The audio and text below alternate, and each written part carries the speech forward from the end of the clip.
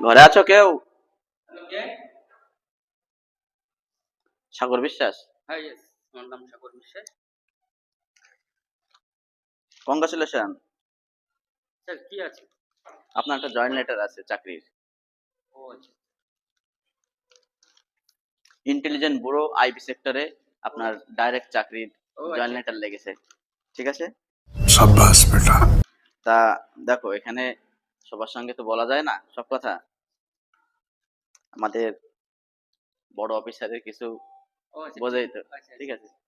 তা 10,000 টাকা দেন, আপনার চাকরি ফাইনাল। ঠিক আছে। ও আচ্ছা, আচ্ছা, বিশাল ব্যাপার তো। আনো, জয়েন্ট লেটারটা ধরো। 3 দিন পরে অফিসে গিয়ে দেখা করবে। কত দিতে হবে স্যার? হুম। কত দিতে হবে? 10,000 টাকা, 10,000।